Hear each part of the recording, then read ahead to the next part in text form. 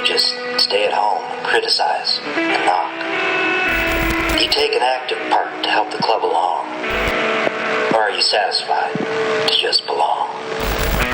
Do you push the cause along and make things really thick? Or leave the work to just a few and talk about the clique? Think this over, brother. You know right from wrong. Are you an active member? Or do you just belong?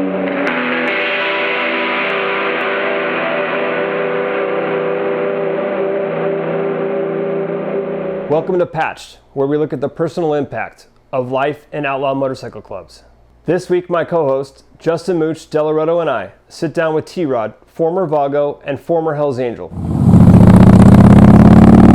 Welcome to Patched. I'm Jason. This is my co-host, Mooch, and today with us, we have T-Rod, former member of the Hells Angels, also former member of the Vagos. A couple of questions we had from last week's episode were, can you guys describe what a Nomad is? And then the second question we're going to describe today is pack mentality. So let's go through the first one. What a Nomad meant in the Hells Angels Motorcycle Club originally was that a member of the Nomad charter was able to travel throughout the state, right? So if they were a member of the Nomads, then they would go from the north down to the south and from the south to the north to help out charters in need. Now, not 100% certain on what those needs were, but at the time it could have just been they were down a member and they needed someone to come and, assist them with the charter business. So that's what it was meant to be for a member of the Hells Angels. Mooch, would you like to describe what it was like to be a Nomad in the Mongols? Because I know there's different meanings to that. Yeah, it was a little different in the Mongols. It was actually kind of a step away from retirement. So there was two different versions. If you were in for 5 years, you could be a chapter nomad. So essentially, say I was in the Portland, Oregon chapter, I would be a Portland nomad. And that just means instead of coming to 4 churches a month, I only had to come to 1, paid less dues. So essentially I was less active, but still involved. And then if I'd been in for 10 years, I could go into a Nomad chapter. So for example, West Coast Nomads or OG Nomads, and they ran as an official chapter, but also were, less active. They had to go to less national runs a year and paid less dues. So essentially it was for guys that have been in longer, kind of rewarded them for their time in and being able to be less active. What about T-Rod? What was it like for the Vagos? Well, it was kind of like around the same area, you know what I mean? The Nomads were like, not the last say-so because we're international chapter, but the Nomads worked out with national a lot, basically. We sent them places where we needed help, where we had new chapters coming up, and to just kind of oversee everybody, give their wisdom. And they, it was like a semi-retirement, right before retirement, like you said, same thing. You have to be in the club over 15 years, closer to 20, I believe, and then you could go get voted into the Nomad chapter. It was by vote, Not everybody that had the time got in there, and they had president, vice president, and everything. And me, I worked really tight with the Nomad Sergeant Arms. We worked side by side. He was a lot of help for me at the time, So yeah, it was like just kind of like the same parameters, Mooch. Cool. Yeah, and like speaking about like what T-Rod was saying about the Vagos and their Nomad affiliation, the process to get into it seems like it's a lot of dedication for a member in the Vagos to take that role on, to also, be in the club for 15 years and still have the dedication to say, I'm going to go where the club needs me, right? And be able to drop what you're doing or go, whether it's your job that you have to tell or your family that you have to tell that I need to go help another charter out for 1 month, 3 weeks, or, maybe a year. That's another huge dedication to the motorcycle culture that people don't realize is the dedication that is out there, So, yeah, thanks for that explanation, T-Rod, because I don't think I even knew that, The next topic that we have that people were asking about was pack mentality. Now, for me, that comes up with it can mean two things, and I'm sure you guys are going to agree. It's like the whole pack mentality is when something is happening. Okay, let's say something's happening. How does the group react, right? So the group's going to react by the way it sways, right? So if someone gets heated or passionate about something, then most of the group is going to follow that suit, right? And that's the one way to describe a pack mentality. The second way is when you're on the road, and the feeling that you get by being in the pack, by hearing the rumble of the bikes, by traveling down the highway, and the perception that the public has of us being in those large packs. That's another definition for me as far as pack mentality. So I don't know, Mooch, if you have something to add to that or take away from that, but let's discuss it. Yeah, no, I agree. I think the other part too, especially if you're physically in the pack riding, like in the motorcycle pack, I think it's that feeling of being involved in something that's greater than yourself. It's a group that's moving as a unit. You know, it doesn't really necessarily matter what you do. The whole group is moving along. So I think that plays a big role in it as well. Yeah, and T-Rod, do you have anything to add? Yeah, in my personal case, I've always been like the shepherd. You know what I mean? That's why I always ended up in positions of security, because I've always looked after my guys. So, you know, whether we're at the bar or we were on the road, I was never actually in the pack, because, to be honest with you, it scares the fuck out of me to be in a pack. Because guys are not paying attention, guys are, you know, playing with their phones or whatever, listening. And you know, you got, all of a sudden, the whole pack comes into an abrupt stop. So I was always helping the road captains. I was always on the side of the pack, just doing my thing, you know, slowing cars down.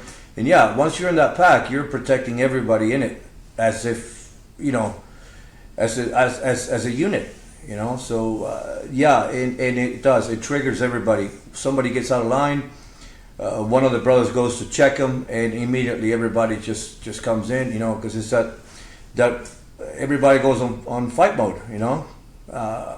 And if there's a loudmouth in the pack, one of yours, it's going to create problems. You know, that's why a lot of the issues happen in the pack. Is you got one guy that is an instigator, and he can get everybody in a wreck real fast. Yes, because people feel comfortable when they have, you know, that group behind them, right?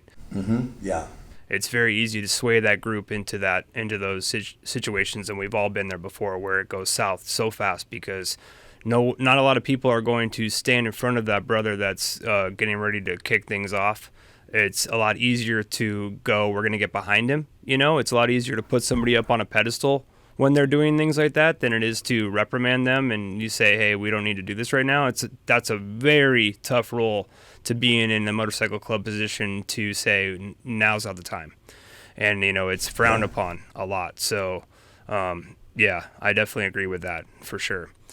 I think T-Rod touched on a good topic too. You know, in the last few episodes, we've talked about the risks of club life, and we keep saying death or jail. And I think something that people forget a lot is the risk of riding in the pack, right? Yeah. Like, we all have lost many members of our own respective clubs in motorcycle accidents. And, you know, it doesn't take much in the pack for things to go south really quick. And I think that risk is something that, you know, every time you put on that patch, you get out and you're riding with your chapter, riding in the big pack, that can happen. And I think a lot of people probably don't recognize that. No, because everyone associates our problems with bar fights or, you know, or being at a rally or things like that. But you're right. I mean, every day we get on a motorcycle, even just to go to church or back, or just to ride, you know, to go visit another brother at a hospital or somewhere, you're taking your life in your hands with the vehicles on the road. So imagine if you've got 16 to 24 motorcycles driving down the highway, like T-Rod said, and someone doesn't pay attention, you know what I mean? Or some car just decides to move over a little bit. The whole pack can become a clusterfuck in a matter of seconds. Mm-hmm. So, yes. Yeah, it happened to me. It happened to me a couple of times. One time I was almost shot by a cop because these motorcycle cops came up on our pack, and I'm looking at my last guy as a prospect. He's a brand new rider, so I'm looking at him, looking at his mirrors. And this cop's right behind him, man, and I know this prospect is going to crash, you know. So I break off the pack and I wave everybody forward, pass me. Even the prospect, I wave him forward and I get right at the end of the pack, and I put my bike on cruise control and I turned around on my seat and I went, "What's up? What's your problem?" And the guy pulled me over immediately, guns off, you know. And it's like, I'm looking after my guy. You're going to cause him to crash. You know, you're supposed to be the safe person here in the highway, and what are you doing, man? What's your trip? Exactly. And, you know, exactly. When I was a leader, when I was a P, I never rode faster than my last guy, because I didn't want that on my conscience. I didn't want a brand new prospect trying to keep up with me and dying because of it. How am I gonna call his family and go, hey, you know, He's dead. Yeah, we were just on our way to a run, and now he's not with us, right? You're exactly right. Right. There's a lot of responsibility with being on the road with guys in a pack. It's a lot easier to ride single rider, or just with you and your riding companion. You know what I mean? Down the highway, it's faster, it's smoother, it's a lot less stress. But guess what? That you lose that feeling that we all long for, which is that big pack riding down the road and everyone's getting out of our way, and that's every club. I don't care if you're a small club or a big club, you all feel that, because that, I don't care. There's no one in the public in a car who can differentiate between the patch. They just see motorcycles coming down the road in a formation. And so that feeling can be felt no matter what club you're in my opinion. And that's a commonality that we have with everyone on two wheels is in a motorcycle club. And I keep going back to the fact that, and I've said this before, and Mooch and I have agreed on this, is like, there is a huge network out there that we are missing out on because we use the different colors of our patches to put a block in the middle of this what could be something huge. All of that could be easily accomplished. It's a shame. From you could go from Florida to New York, and from New York to California, and up to the Washington coast with nothing but open arms if we could figure this shit out. So yeah, and you were a big part of that, Jason. I remember you going to the CSC all by yourself sometimes, man. Well, just to try to. I always thought that we were missing out on it, because I'm always looking at it from like a networking perspective, right? I mean, that's how I do my business stuff. But I always looked at it like the friendships and the relationships that I had with the guys from the other motorcycle clubs were just as valuable as the guys I was in my own charter with. And like, it didn't take much to form those bonds, and it wasn't hard to keep them with just a little bit of communication and checking on people. So yeah, I mean, you saw it firsthand, T-Rod, but those were some interesting times, So yeah. Jason, you want to get in and tell the audience who T-Rod is and some background history? Yeah. So like I've known T-Rod for a long time. When I first came around the club, T-Rod was a master mechanic working at a shop for my president at the time, Rusty, and we hit it off right away. I was like, man, this guy is cool, and he's nice, and he's smart as fuck when it comes to motors. And I just was like, I wish he would come back around the club, because I knew he was already in the club and left. But there's a reason for everything. But of course, and I was brand new into the scene, and I thought to myself, well, come on, this is easy. Why don't we just bring him back? Like, he's been in it, we know him, and that's all it takes, right? And we always hit it off, and I always felt like I could communicate with him openly, and that he had his heart in the right place. Like when he talks about like how he is with regardless of whether it was Hells Angels or the Vagos, or even when he formed another club in between that, I knew that he had his best interest was his crew, and it was nothing less than selflessness to make sure that they were all good and that they were safe, and they were his number one priority. And that's why when I thought about this podcast, that I knew that I wanted T-Rod to be a guest. Yeah. I appreciate it, man. Yeah, that's for sure, brother. And T-Rod, just before, we don't have to get into the specifics of why you've left or anything yet, but what club, can you just tell the audience what clubs you were in and kind of just your general timeline? I was a member of the Orange County chapter of the Hells Angels, and then got out of the club right after a murder case. I was involved in a fight, and it was a nightmare at the end, so I got out of that. And then I was approached by a couple of kids that started a new club that have problems in the community already, because they came in with a three-piece patch and without going through the proper channels. So I helped them get rid of their problems, and then they wanted me to stay, and I stayed. I helped them out, but I always had a home with the Vagos, And after that, I transition. I got into the Vagos. I came into the Purdue chapter. I was sponsored by the national president, by Tata, and I was a Vago for 7 years. Rose all the way to the international sergeant art position. And I was living in Southern California during that other club, because I remember when they popped up, and kind of I read all the clubs talking about them. But I think another overlap too is I was also in the Vagos. It was prior. I was in from 05 to 07. Tata was a national VP at the time. But I'm sure we know a lot of the same people, and there's a lot of overlap for sure. Yeah, and Tata was a good man. Tata was a good man. He had a good heart. He had a good heart. Awesome. Yeah. So T-Rod, what initially got you into motorcycles in the first place? when I was a kid in Argentina, I rode motorcycles because they were cheap, and transportation was crazy over there. So I could get on a motorcycle and go all across town, not worry about traffic. And so riding motorcycles there, came to the United States when I was 14, went through the high school thing, and I saw that fucking movie, Harley Davidson and the Marlboro Man. Oh, great movie. With Mickey Rourke. That movie did it for me, man. I sold everything I had, and I bought a Sportster chopper, and it was off to the races then, I rode, I got my first Harley when I was 17. Actually, I was still in high school.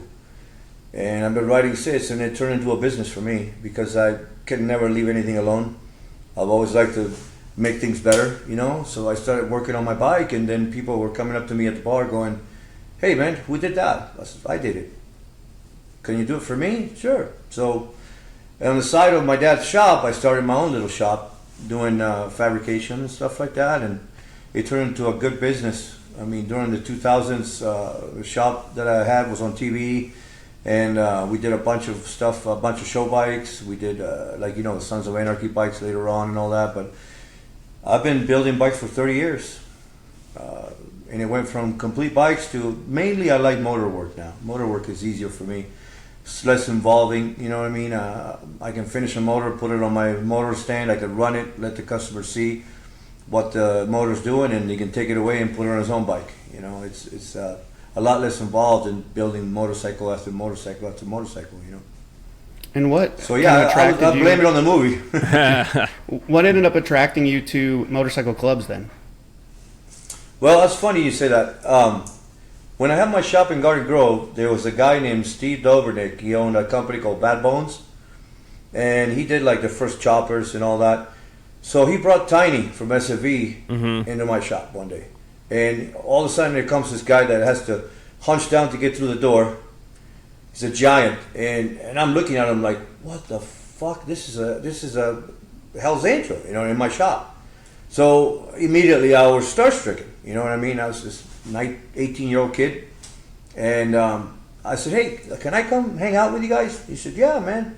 Get on your bike, come out to the valley." So I started riding to the valley, man, and those guys, Tiny lived in Pacoima at the time, so I had to ride to his house, follow him across LA into the valley, and while they were having church at the clubhouse, I'd be at the Candy Cat, I think it was, the strip bar. I'd be at the Candy Cat waiting for them. They got done, and then they all came down from their meeting, and we'll go shoot some pool next door, watch the girls, or go to the Cowboy Palace and piss off all the cowboys, because we did a lot of that, man.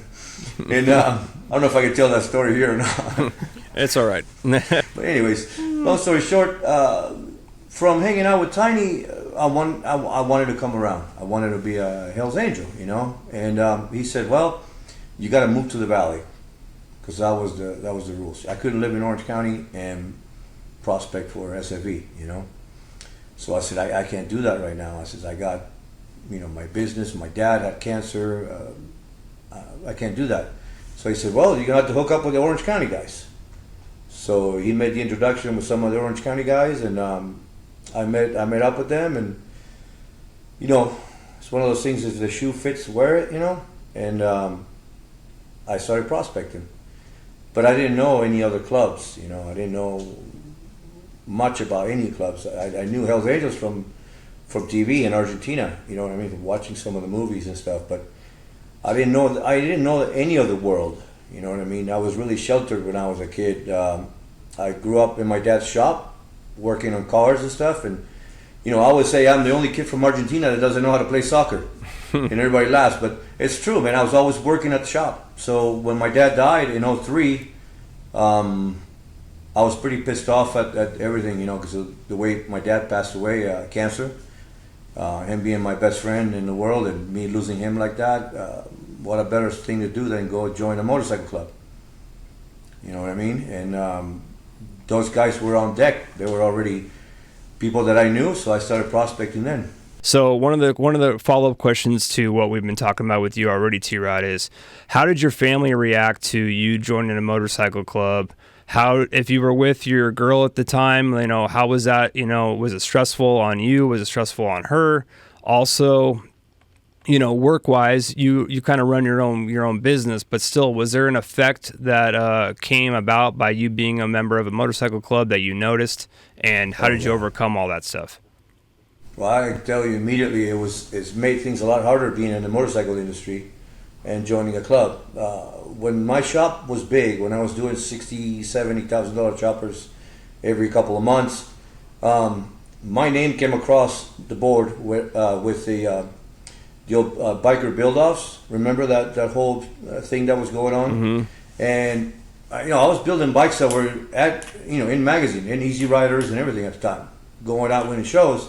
But Hugh King, I think, is the guy that produces that show. He saw my portfolio, and he saw that I was connected to the Hells Angels. He said, "Nope, we don't want anything to do with that." So actually, that cost me a great deal of publicity, because my shop could have skyrocketed, but it didn't, because, and at a personal level, I was always gone. You know how I was, Jason. Mm-hmm. As a prospect for Orange County Hells Angels, I had to visit every chapter in Arizona, Nevada, and California on my own bike, on my own time. Mm-hmm. Runs didn't count. So half of my prospecting time, it was on the road, visiting chapters. And we had a list of chapters that we had to visit before we get brought up for membership. If you didn't visit all of them, you couldn't get brought up for membership. And it couldn't be in runs, it had to be in your own time. And I had about 3 or 4 engines, I had transmissions, frames. I had, when I was on TV, Snap-on gave me a toolbox. It was a Corvette 50-year limited edition toolbox, because I had it on TV. I had to sell all that. I probably sold $25,000 worth of my personal parts or tools to keep prospecting and keep my bills paid, because I was a single earner for my family. If I wasn't at the shop was closed. I lost customers because I couldn't finish their bikes on time. So it was very, very costly and very, very hard on the family life. Mm-hmm. I lost a wife at the time because of it. That's what I wanted to ask, T-Rod, is how did it affect your family? But it sounds like it ruined a relationship. Oh, more than that, it ruined my relationship with my daughters, man. Both my daughters, especially my youngest one, she's 19 now. I was never around because my dad died, and my daughter was a little baby at the time, and it took a toll on me. So I joined the club, and I was gone. I was gone all the time. And would you say to cope, you closed that off, right? You closed off one door and tried to focus on another one. You have to. Yeah. You know how it is, man. You can't run with the devil and have a conscience. Mm-hmm. Yeah, and that's very tough to deal with. Very tough. So instead of balancing, devil, you would say you focused more on one than the other? Yeah, it's kind of like doing time. You can't be worried about what's going on the outside while you're inside. Mm-hmm. Same thing. I knew my family was going to be taken care of, and I was gone. I was on the road, man. And how would you say you kind of maybe mended those relationships later on, and has it worked out? Or? I tried. My daughter and I we don't talk. Not specifically because of that, but that bond that you have with your kids when they're little, mm-hmm. that bond was never there, I have my son now, who's 6 years old, and now I told my daughter, I said, "Honey," I apologized to her. I says, "I was learning about me while you were around, and I couldn't be a dad because I was trying to figure out how to be an outlaw, and they don't mix." Yeah. They don't mix. I remember riding my bike past like little league soccer games on the Sundays, and all the parents being there with the easy ops and everything, and I was on my way to go do bad things. Yeah. Once you left club life, how did you reconcile with the family, or did you? I did. I tried with everybody. My daughter said, like I said, my daughter and I still don't talk, but everybody else kind of understood what I was going through, because it was not just me being selfish, saying "fuck it, I'm gonna run with the club." Losing my dad was big for me, man, and it fucked with my head really hard. So, they understood that there was a reason behind it. It wasn't just me saying "fuck family." I was hurt, man. I was hurt, and I was just out doing bad things, you know. Yeah. And not necessarily with the club, but just on my own. You know what I mean? I was a grenade with a pinpoint, man. Did you realize at the time that these things were happening because of the loss of your father, or is this like on reflection, looking back? No, I knew why I was angry. I was angry with God, man. To me, how can a pile of crap molester be in this world and my dad be gone when he never drank, he never smoked, he never beat my mom, he never beat us. My dad was a model man, you know, and all of a sudden he's dead, and all these scumbags are still walking the earth. So I had an extra grind with God, and you know what? I made my peace with God later on, but at that time, Like having brothers and being in the club, did that help you get through that, or do you think it made it worse? yeah, because you know there's a brotherhood inside the brotherhood. You guys know that there's brothers that, and if you want to hang out with the bad influence, you're gonna get in trouble.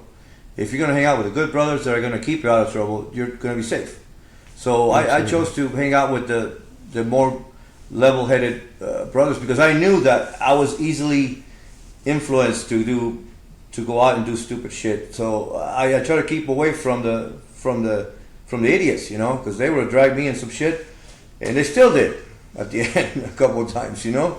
But I try to hang out with a better part of the group. You have to look at your inner self, right, to admit that you know you can't be just running off with the wilder group within the group, right? And that you need to be with the guys who are more like mentors and offer something to each other than the guys who are just trying to lead you down a bad road. So that just in itself, T-Rod, is like, it shows a lot about your character, that like you were going to come out of this, you were going to get better, you were going to reconcile this stuff with your family. It was just a matter of time, you know, and here you are now, you know, admitting to it for one. And, you know, Mooch and I are also in same boat on different levels with the exact same thing because we focus so much time on the club, but we can see it now and how it was a detriment to our family. You know, so I was talking to someone I'm working with now. She's a designer, and her ex-husband was a member in the club, right, in my first charter.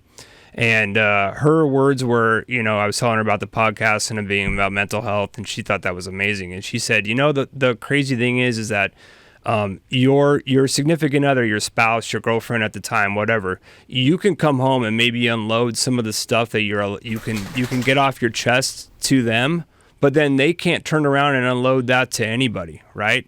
So we don't even really realize the amount of stuff we put on these people that have been with us for a long time, right? Because they have nowhere to turn around and go and load it on a group of people the way we can go back to the charter and talk to a few people that we have a close relationship with. Mm-hmm. So that's like a whole nother, you know, issue we haven't even brought up yet, is our significant others that have been with us through club life, how much real shit we put them through and how much real shit that they had to hear and consume and try to come back from that. So like, again, it's just, it's a very volatile subject. You can go down for hours, you know, trying to figure this out. I mean, how many times did you come home and your lady says, "What's going on? What happened?" I mean, you said, "Baby, I can't talk about it." Yeah. Yep. And they just How know. many times they were, yeah. We leaned on them for support, but also kept them in the dark. Mm-hmm. So it was this like, this push-pull, right? Where you want them to be there for you, but you can't tell them what we're doing or what's going on. It makes them an associate to something, or it makes them, you know, or they would look at you like, "What the fuck's the matter with you?" Yeah, or you couldn't go to a shrink either. We couldn't go to a therapist. Say, "Hey, this is what I did," and they think we're crazy. Exactly. You know, we were living in society, but we were living outside of society's terms. Yes. So basically, we could only lean on the other guys who were doing the same thing. You know. And just to let the viewers know, one thing about me is I rescue dogs, and I've got one with anxiety. So if you hear him breathing, panting, whining in the background, I apologize. But I've got three under my feet here, so it's all good, that's bro. an honorable thing. Yeah. Right? Thank you, T-Rod. One of the things we brought up in some of the other episodes too is what positive takeaways did you get from club life? So we talked about that support when your father passed, the brotherhood, but what were some of the learning lessons or positives that you took away from club life? I didn't know much about how men were. You know, honestly, like I said, I was sheltered. My dad raised me really, really tight, really close to him, like a shadow. So I didn't understand that there was such thing as evil fucking men in this world. To me, everybody was the way I was.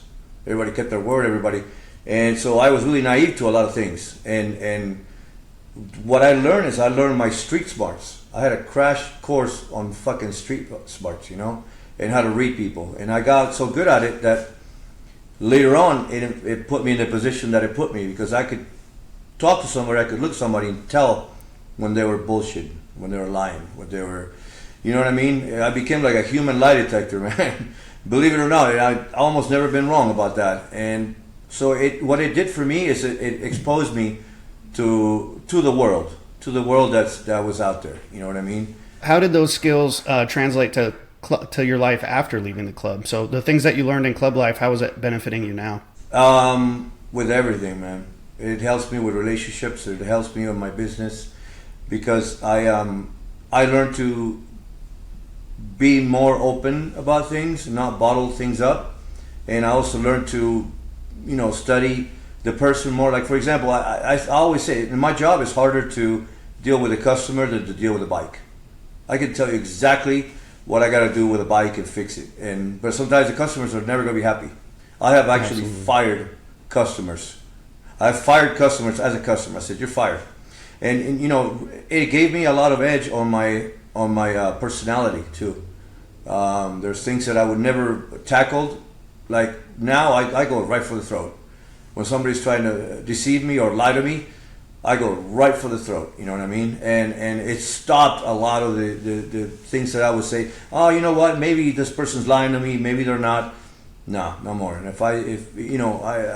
I have no gray area anymore. It's either one way or the other. And the reason why is because I didn't used to think people were pieces of shit. Like, I'm not talking generally, but I'm talking about the ones there are. And I say, oh, maybe this guy had a bad day. Maybe he didn't think about what he said. Maybe this person's it's not this way. But now if I see somebody that fits those shoes, I'm going to call him on it.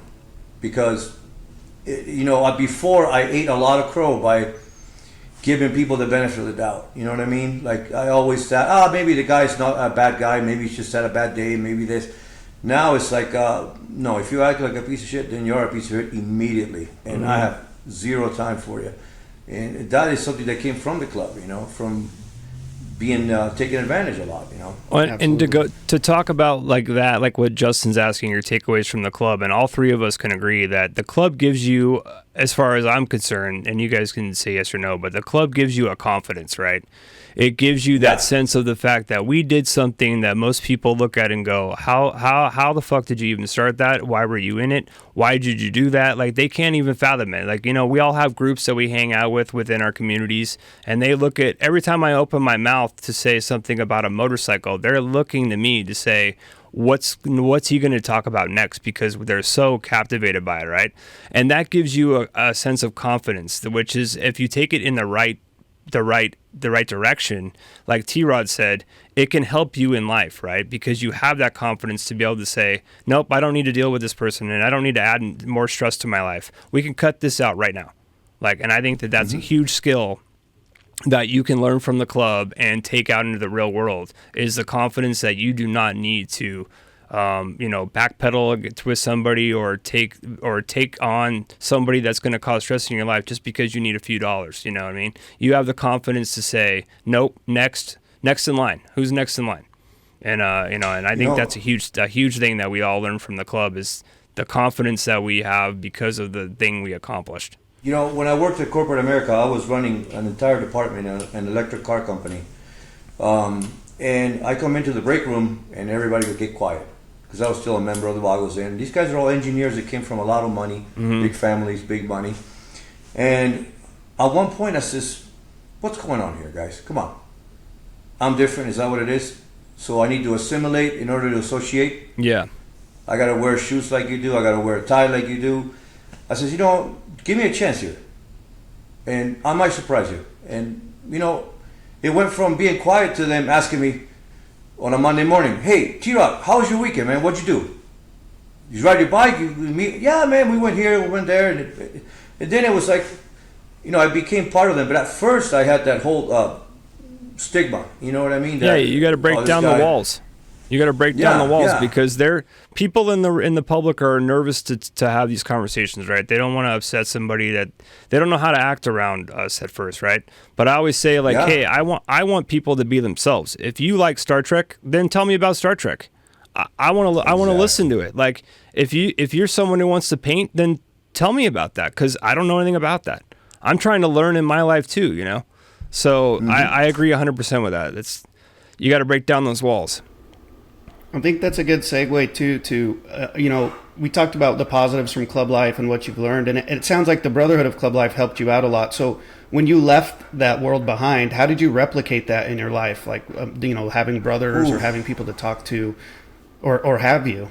Have you joined any other types of outside activities that involve non-motorcycle issues? Well, look, I've always been racing my whole life. That's how I got through probation and everything. So I have a big race family out there. Everybody that I race speedway with, or sidecars, or even drag race now. I got a full drag bike that I run. So I have my racing family that's always been there. And now I'm in the boats, believe it or not. Because I want to share that with my son. See, with my dad built race cars in Argentina. My family, I don't know if you guys know this, but is heavy in auto racing. My great uncle is a 4-time Formula One champion. Wow. His cars are in a museum over there. So with my dad, the only time we spent father and son time that was not, poisoned by the work or the cars was on the boat. Every time I was on the boat with my dad, it was father and son. So I did that for my son now, because I want to have that same bond with him. And honestly, when I got out of the club, I deleted 300 numbers out of my phone. And not by choice, but they were guys that I thought I could count on. And I was let down pretty heavy. And, I had a big vacuum. I still do. I still don't go to, I don't like being around crowds, man. Not for any other reason of fear or nothing, but because my attitude is like, fuck you, I got enough friends. So anybody that wants to come around me, they really got to work at it, because my door is shut, man. And I spend a lot more time with my family, with my lady, and a few of my close friends that I got, but it affected me in a way that I'm not as social as I used to be. You know what I mean? And I see that a lot with brothers that have left the club. Getting back into a social norm of like going out and meeting new people, it's very difficult. I've seen that numerous times, and it's like that's another reason for this podcast, is to try to give an outreach, for guys who are trying to figure out, how do I, if I even thought of it, how can I take that step forward? And that's what Mooch and I are working on with these guys, to say, hey, this is some things we've done, or this is some places we recommend where you might meet like-minded people, or, try something new. It doesn't hurt to try something new, for people who are alone. People who have a family, then they are going to deal with their family, and they're going to be okay, right? For the most part. But for a lot of brothers we knew in the club, they didn't have a family. So when the club got taken away from them, they're alone. And those are usually the guys that are, seeking out drugs, or they're seeking out other problems, and they go down these rabbit holes, and there's no one there to rescue them. So, yeah, that's... it's depressing. Yeah, it's like coming back from the war, Mm-hmm. and not having the support group around you. T-Rod, we talked a little bit before about, that work-life balance and family and the kind of things you had to give up when you were in the club. So what was your social life? Did you have a social life when you were in the club, or did you get to see other friends or do other things, or were you pretty club focused? No, I was pretty club focused, man. I had one friend outside, and he understood that he took second spot to everybody, because we were so busy that literally I had all these cousins that wore the same patch as I did, that I hung out with, and catching up was hard. You guys know, you go to runs, and there's so many guys you need to talk to, see how they're doing. If you're personally involved with them, say, hey man, how's your case? How is this? How's that? And by the time I caught up with all those cousins of mine, brothers, cousins, whatever you want to call them, I had no time for my outside friends. I was exhausted when I came home.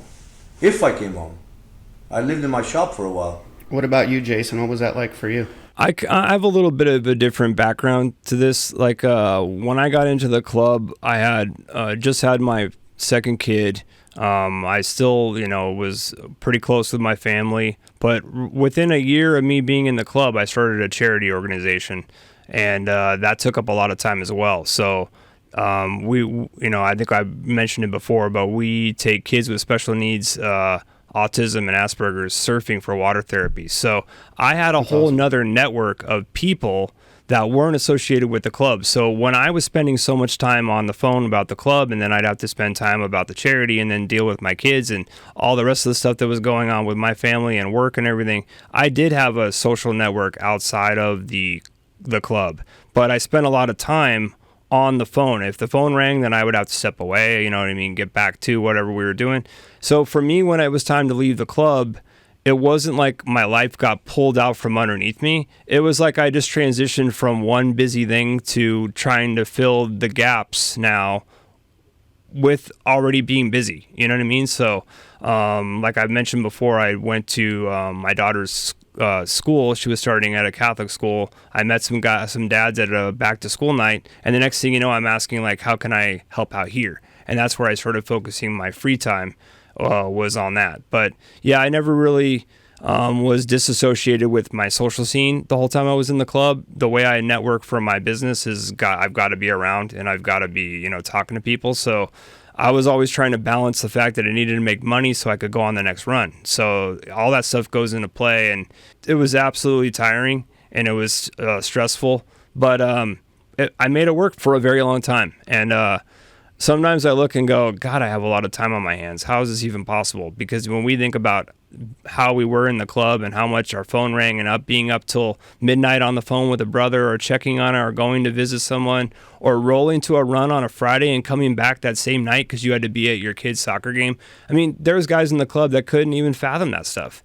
Not to mention, like T-Rod said, he used to see me at a couple extra meetings every other month that I would do. Yeah. Plus, I was helping out another charter, get back on track while I was in another charter. So it was exhausting. It was exhausting, and it definitely took a toll on me. Like, I didn't have gray hair before I came into the motorcycle club, and when I left, it's totally different person, right? But I had hair when I came around the club.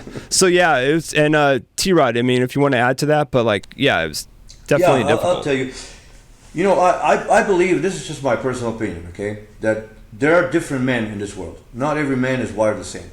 There's men that are meant to be family men, and there's men that are not. Mm-hmm. And some men that are not meant to be family men end up with families, and they throw them away. Not by choice, but because you're just not wired that way.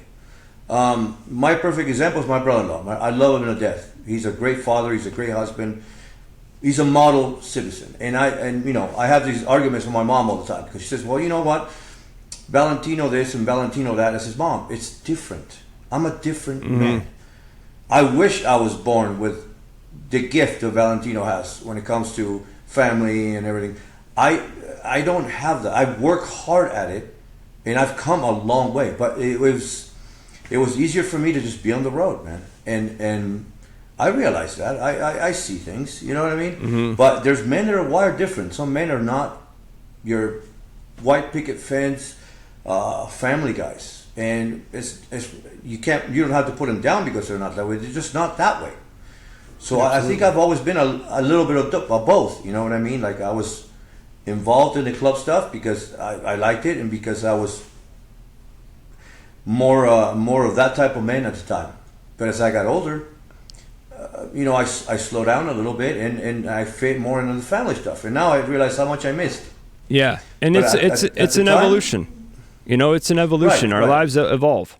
And I can agree with that 100%, T-Rod, because I still do a motorcycle trip with a group of guys every year in September, and I look forward to that. There's nothing that's getting in the way of that. Like, there is no backing out at the last minute or saying, oh, I can't make it, or maybe I shouldn't go on this. I live for that.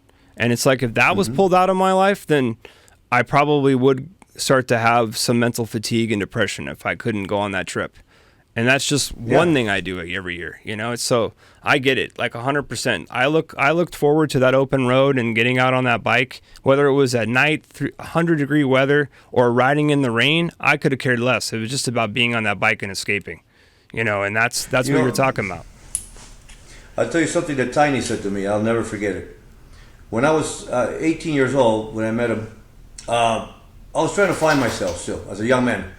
And I learned about being bipolar and being this and that. And I told Tiny one day, I says, Tiny, what do you think, man?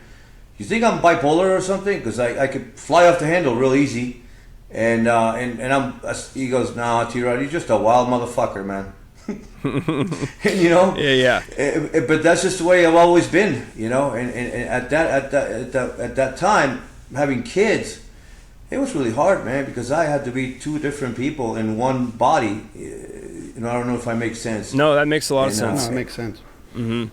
I think we share a lot. I think all of us share a lot in common too. When we were in the club life, we were all in, we were busy, we were active. And I think one of the things that helped when we left club life is we replicated that in something else, right? Like T-Rod is racing and boats. Jason, your charity organization stuff. I do it with jiu-jitsu and some other organizations, but we're still active and actively moving and actively busy and actively on the phone. So I think we still found something to replace it with, if that makes sense. But it sounds like we all share that in common. And I think that's something that helps us mentally, right? We need that too, as T-Rod said. We're men who need that sense of adventure, that freedom, right? So that's our release. That's like what we're looking for. I can tell you guys, when I made my peace with God, and I don't preach, I don't get into. I was in jail looking at murder. At one point during my prospecting, I ended up with a murder case. I was attacked by two guys that were part of the Orange County Skins and beaten half to death side of the road. I ended up stabbing one of them and cutting the other one across the stomach. Well, the guy I stabbed died. And I got picked up for murder, attempted murder, criminal street gang, street terrorism. I was looking at life without parole, possible eligibility for the death sentence. And one day I'm coming home from work.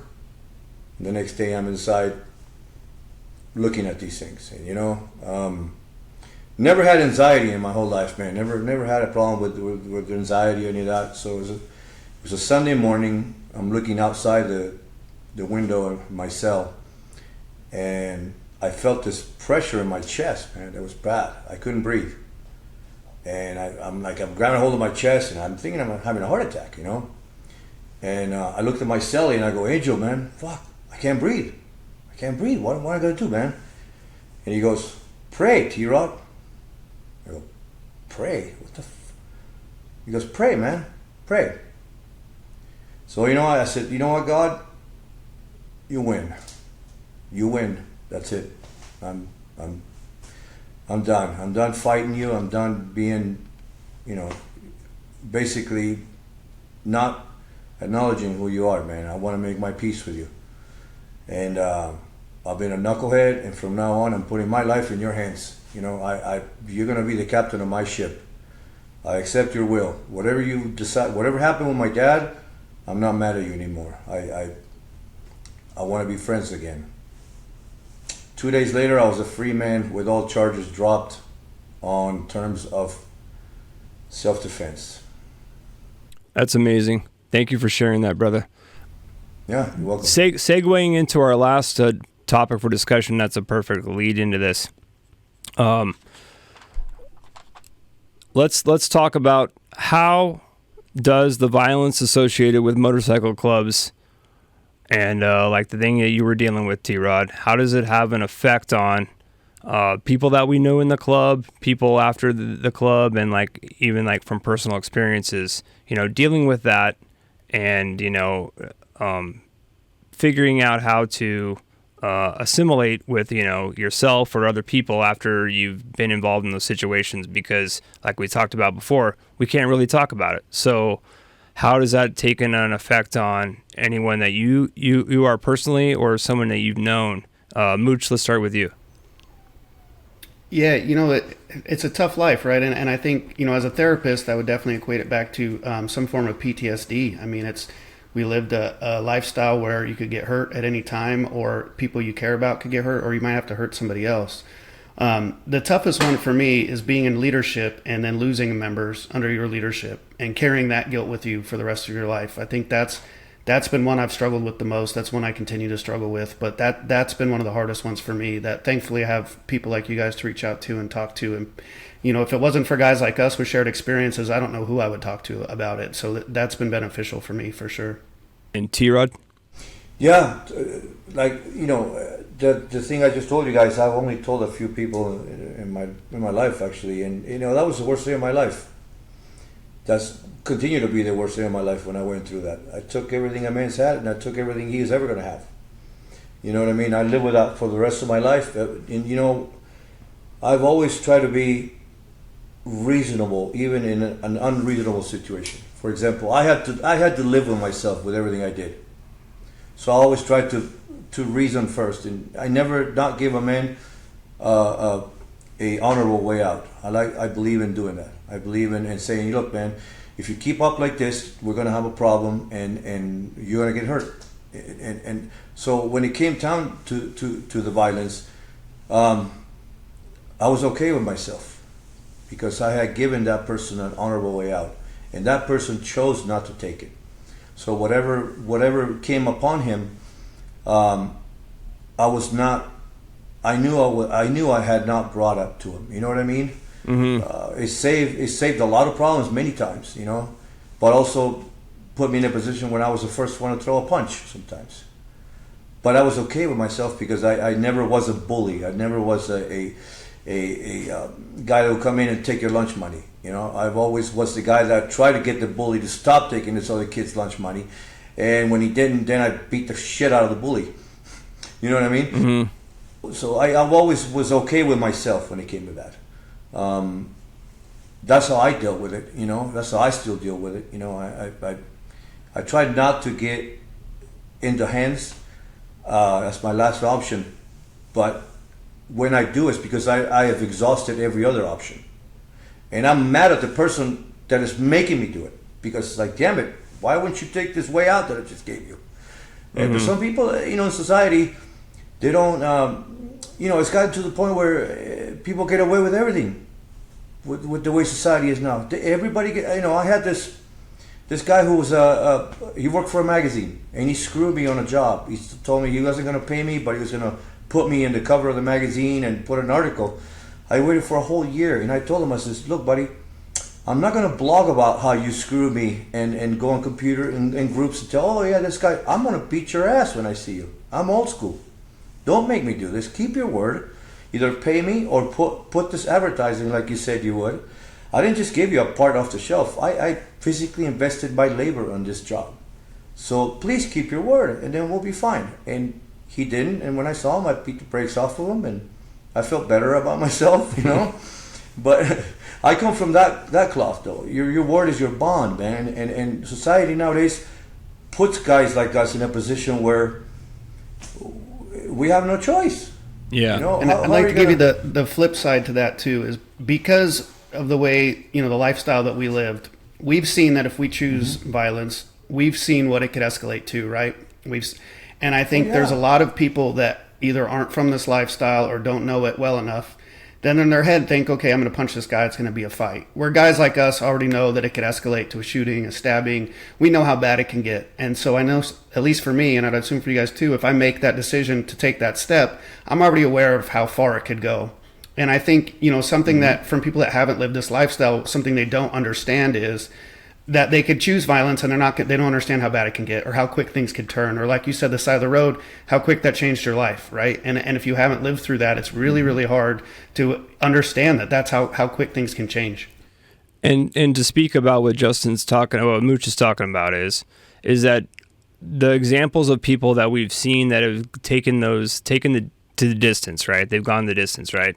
And how it affected them afterwards. How many brothers did we see that got into things we're not going to discuss, but they weren't able to handle it afterwards, months afterwards, years afterwards. I saw brothers basically go on a decline from, weeks after all the effect of the pats on the back and like you're this badass motherfucker that's in the club and everyone's like putting you up on praise, but you're not, after you leave the meetings and you go home and you're by yourself or you're dealing with your own court case or all the stress that comes with all that stuff, like T-Rod was saying, being in that cell, no one else is with you. And so we saw a lot of brothers go down the road of drugs, alcohol, become abusive with, people at home, and they had no outlet for that. And I think a big reason that we are so into this podcast and why we think that mental health is a huge topic here is because there are those people that don't know how to get back what they lost when that action happened, right? They don't know how to come back from that. And it's like, I saw people walk away, at runs, and they were never the same, right? Because they went off into the back rooms to do something, and I lost some really good friends to that. And that's just a big thing that we can all, everyone we talk to, that Mooch and I have talked to, all can agree that the things that we've done in the club, there are people who can't handle it, and there's nothing that says that that's a bad thing or a good thing. And this is why we're here, is that people need someone to talk to, or at least just to know that we can understand what they went through, and that we're here for them. So they can't relate to anybody. Before we quit recording, I had 2 quick questions, because we'll see what the viewers think. But one, since you spent the majority of your adult life in motorcycle clubs, when did you decide it was time to leave? I tell you when. There's an old saying that says, when you expect everyone to do for you what you would do for them, they're always going to let you down. I realized that I put myself in the fire a lot of times, man. I took a lot of phone calls, broke up a lot of fights, and nobody in my mind, when I finally opened my eyes, was ready to do any of that for me. I always answer the phone, daytime, nighttime, even when I was national, bro. And when I needed somebody, I couldn't get a hold of nobody.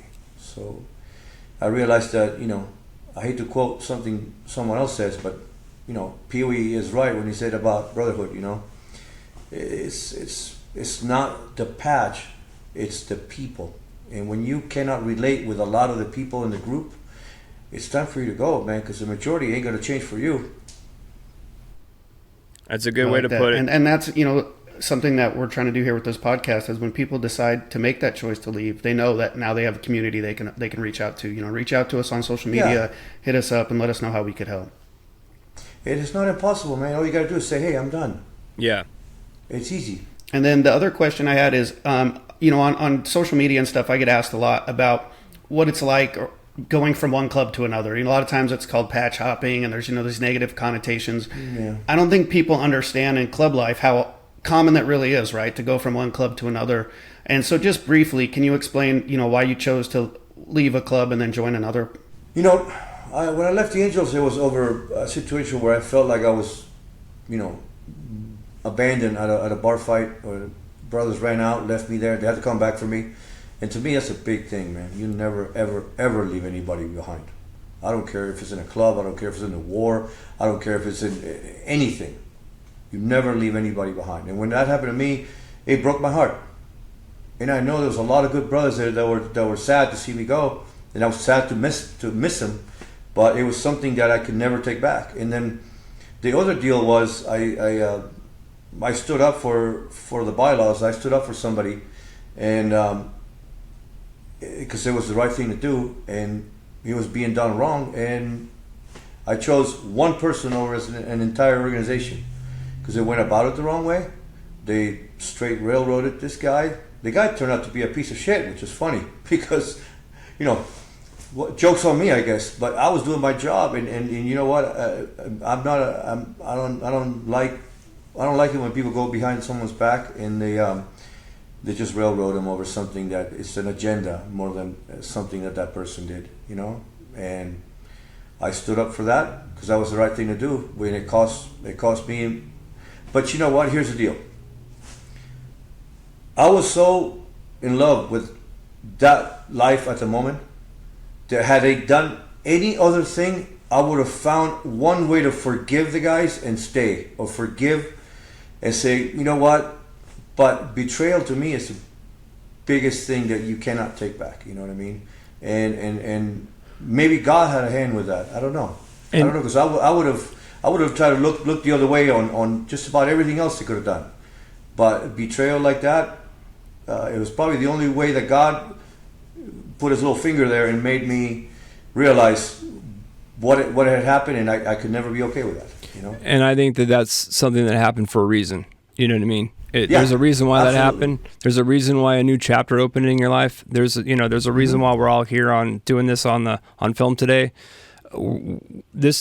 Everything happens, in my opinion, for a reason, right? And if you're a good person, eventually it's all going to come back to you, right? So, Absolutely. yeah. Yes, sir. Thank you guys for thanks sharing. so much for taking the time today and for sticking by and answering those questions. I know that's something the viewers were going to ask, so. Hey, brother, it's no problem, man. I'm glad to finally talk to you, bro, because I've heard a lot of good things about you, and I know Jason. I love this man to death, but I wanted to meet you, man, and you are everything that every good man said about you, so right on. I appreciate it very much. I look forward to meeting you in person. Likewise. Have a good night, guys. Thanks, brother. Hit the subscribe button below and never miss an episode. Find us on Instagram at automoto.ent, at OG_Mooch, at Jason_Logan81, and for more info and episodes, go to automotoentertainment.com. T-Rod, much love and respect. Thanks, Mooch, and thank you for tuning in. The Patch Podcast Series is brought to you by Oak and Iron, Craft Cocktail Bar in Thousand Oaks, California. By Outdoor Creations, serving the Southern California and Nashville areas.